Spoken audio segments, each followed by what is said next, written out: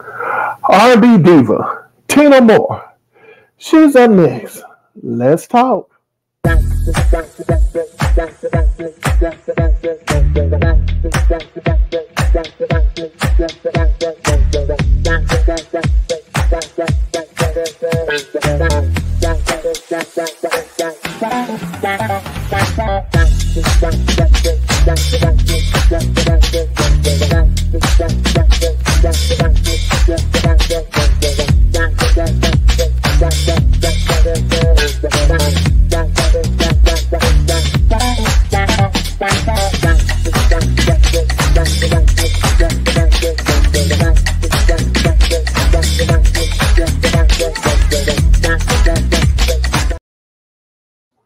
What's up, everybody? How you doing out there?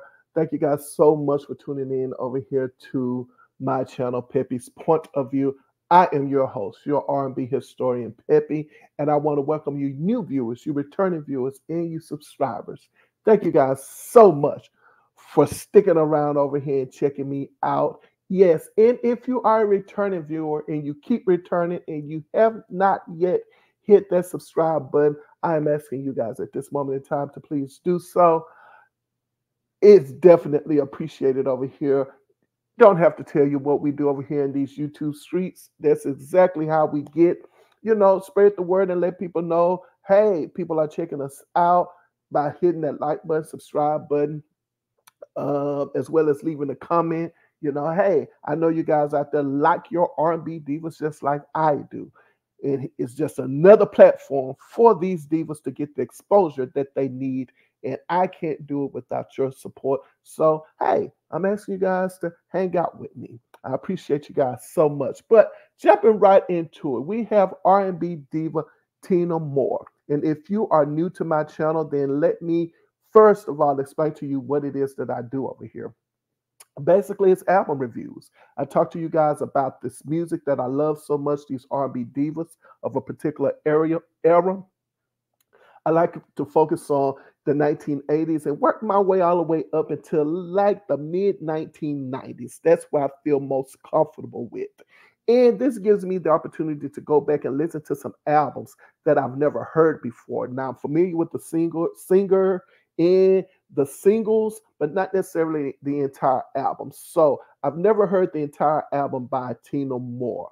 And so this today gives me the opportunity to have listened to it and tell you what I think about it. And I'm here to tell you, Tina Moore, I mean, the baby, excuse me, I don't know why I call it the baby, but anyway, the baby got chops. You understand what I'm saying? Like, she got mad props. I love this lady's voice. I do. And just like all the rest of the R&B divas, I wish she would have gotten more exposure. She definitely puts me in the mind of some other R&B divas that were out at the time, such as Shantae Savage, Toni Braxton, Mariah Carey. She's definitely giving me that vibe as I listen to her album over here. And I must tell you, this album vocally did not disappoint. I mean, she is a top-notch, right down home diva. Yes, she is. Woo, having said that, what do I know about Tina Moore? Actually, really nothing. From my understanding, she's from Racine, Wisconsin. That's pretty much what I know about her. And that's just from, kind of looking around at some album credits and what have you. The album did not do well at all. I mean, it definitely, peaked in the 90s as far as on the R&B albums chart. Now, I'm familiar with the singer Never Gonna Let You Go. I liked the single, I did. And when I first heard it, I don't know why. I always thought that the song was originally recorded by Shantae Savage.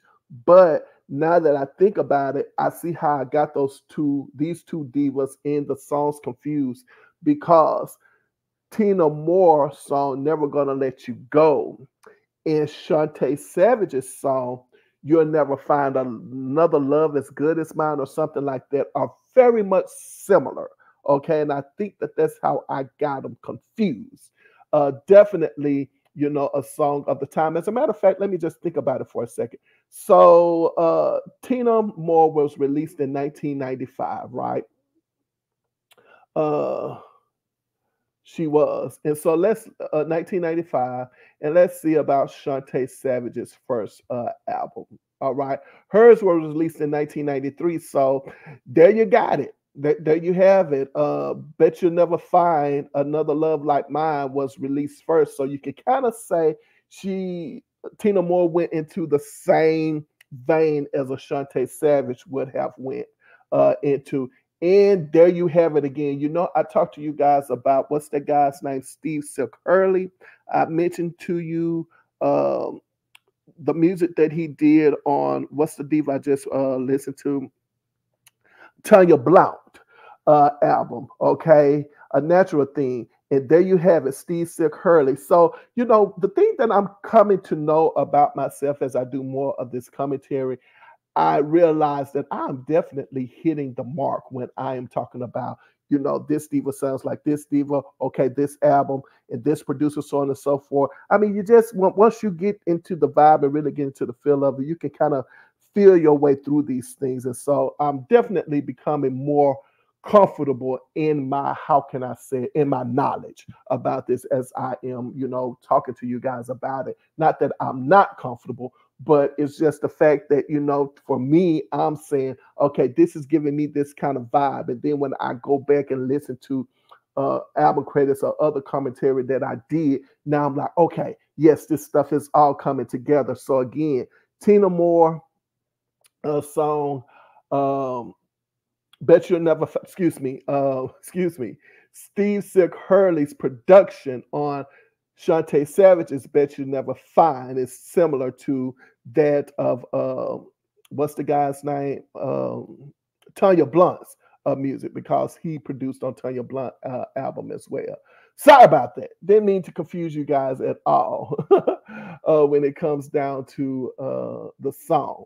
But anyway, moving right along. So we're talking about, of course, Tina Moore. Hovered around the bottom of the R&B charts. Never Gonna Let You Go became a number 7 song on the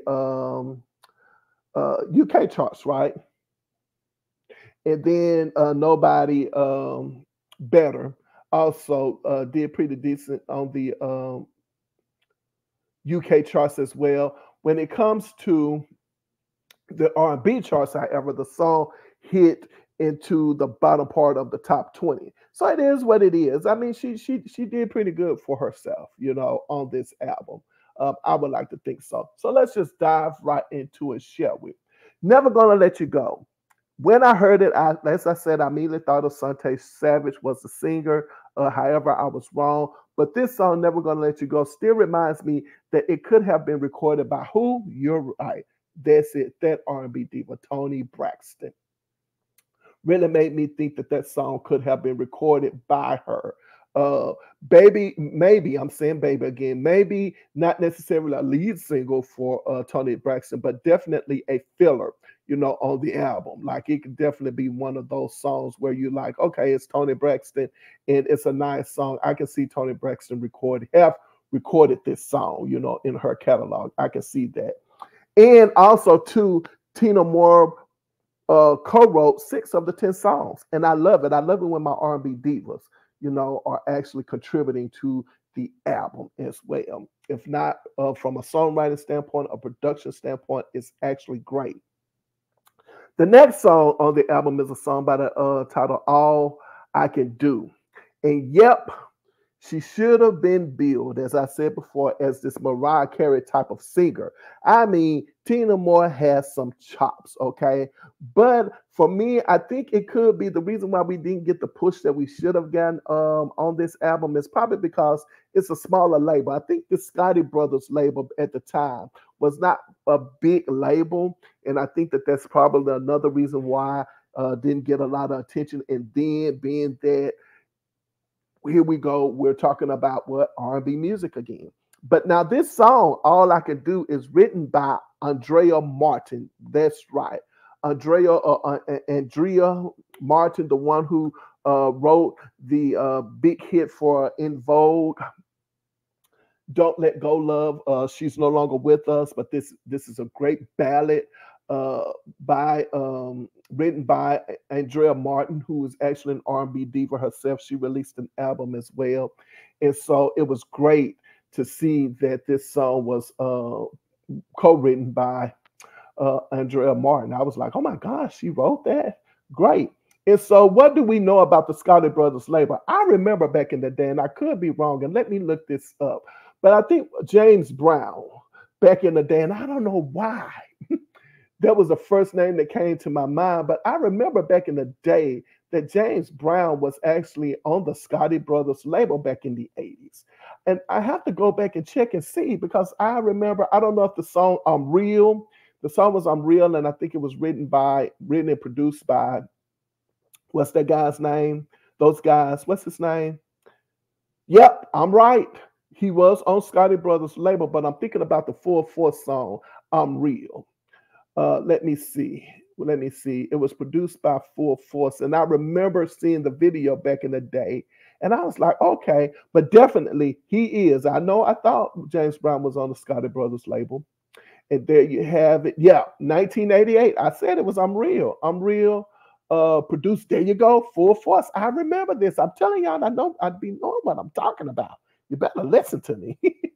But I remember back in the day, I'm Real, Full Force, yes, on the Scotty Brothers label as well. I don't know. I just thought the song was pretty cool. Who knows? I might cover the album I'm Real over here with James Brown on the Scotty Brothers label. It looks as if he recorded quite a few songs on the Scotty Brothers label. We got Gravity, I'm Real, Love, Overdue, and Universal James. So he was able to crank out about 4 albums for them, and it is what it is. But I probably will cover them since I'm talking about Scotty Brothers music. But let's not go down that lane. We're still talking about Tina Moore. There's another song on the album called Waiting, and it's another ballad. And I still can't get over the fact that vocally Tina Moore does not disappoint. She does not disappoint. And when you see a song such as Waiting, it's produced by Michael J. Powell, then you are like, oh my gosh. Perfect combination. And it seems as if Tina Moore is being given good production with great music, great lyrics, great songwriters, and it looks as if everybody understood their assignment was to make quality records, and they stuck to that plan. Yes, they did. I love Waiting. Waiting is one of my favorite songs on this album. Yes, indeed, it is. Now, the next song I get to is a song called At Last, and that's right. It is the song that you're thinking about. Etta James, At Last. And you're saying to yourself, probably like I was saying to myself, like, do we really need another At Last? Like, do we really need it? Like, I don't think I need another At Last. But if you think I need another At Last, go ahead on and sing it. But I'm saying to myself, like, what a song such as At Last, how is it going to really and truly contribute to this album? Because it's a song that's, how do I want to say it? It's jazzy, it's R&B, it's pop. This song At Last can fit in any genre of music. It really and truly can do that. And so you're saying to yourself, after hearing, the first couple of songs on the album, when you get to a song such as At Last, which is number 4, you're saying, why? Why now? And maybe that song could have been placed at the bottom of the album, maybe the last track, but definitely not the first track. It just feels awkwardly placed on the album to me. It just really and truly does. But moving right along, still a great performance. Vocals is on point, as I said. Production is on point. Everything is good quality here. It's just awkwardly placed on this album. Love Don't Feel Like Love. Again, I think it's safe to say that she's definitely in the category of Tony, Mariah, Deborah, Whitney, even. Yes, she is. This lady, I'm here to tell you, I will say it over and over again, that Tina Moore was a diva that could definitely sing her face off. Okay. So we love it. We love the song Love Don't Feel Like Love. We understand that this lady can definitely sing. Then we get to the song Nobody Better. Finally, if you're looking for an up-tempo song, we finally get an up-tempo song, a song called Nobody Better. Uh, but by the time you are at track 6, you're definitely sold. So by the time you get to this song, Nobody Better, you're definitely sold. And what you're hoping for right now is that since you're kind of midway through the album, you're saying, don't switch up on me, don't switch up on me, don't switch up on me, right? You're like, don't do that. Stick with your guns, right? And basically what you're looking for now, midway through on this album, is you're definitely looking for that song that says, this is the hit, this is my jam. Will Tina Moore deliver? That's exactly what you're looking for on this album. And let's see, we got 4 more songs. Will she deliver that hit song on this album that we were so looking for? Tell Me How You Like to Be Done, track 7. Another up-tempo song. And it's kind of like you're hoping, like you still got your fingers crossed. You got 3 more tracks to go. Do you have that hit on this album? Then you have Color Me Blue. I love Color Me Blue. Oh, if you are a hopelessly romantic, helplessly romantic, whatever you want to call it, type of person such as myself, then you're like, oh, this is my jam. I'm thinking of love. I'm thinking of how love feels. I'm thinking of companionship, all of that stuff, especially when you're not with the one you want to be with and stuff like that. It's like, oh my gosh, it's one of those songs, and so that's why I like it so much. It's a great song, but it still did not deliver the hit that it should have delivered. It didn't. Then you get to track 9, Follow Your Heart. It's a ballad. Then you get to another up-tempo, the last song on the album, Never Without Love. It's an up-tempo song, but unfortunately, I don't like saying this when it comes to my R&B divas, but unfortunately, with Tina Moore's first album, there was definitely not what we would call a hit song. Uh, and it could have been, like I said before, I said again, it could be the times. It could be the times that the singers uh, are releasing music. As I said before, it's 1995. Music is about to change, so on and so forth. You're talking about it's not enough placement for R&B music, so on and so forth.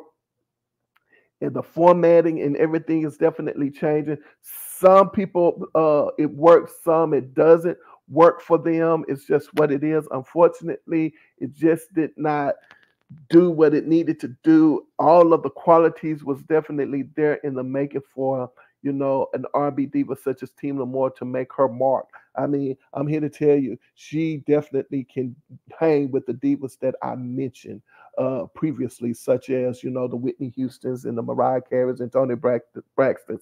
Like, she definitely was in that category, as well as I said, Tanya Blunt and so on and so forth. But sometimes it's well, obviously, the planets and all of that stuff were aligned for them to be where they are. But sometimes, when we talk about a household name, so on and so forth, unfortunately, for divas such as Tina Moore, it did not happen with her first release. It is what it is, you know. But I still like it, and she's still among some of my favorite R&B divas. Yes, she is. Well, if you made it this far in my commentary, I think it's definitely appropriate for me to say, hey, hang out with me. Hit that subscribe button. I appreciate you guys so much for all of your love and support. I hope you can feel the love and support coming right back at you. My motto over here is simple. I put my behind where my heart desires to be. I hope that you're doing the same. And whenever I leave my mother's presence, she always says to me, baby, remember that I love you, but God loves you best. I look forward to seeing you next video. And until then, you guys should know what to do by now. That's right. Take care of yourselves. Talk to you later.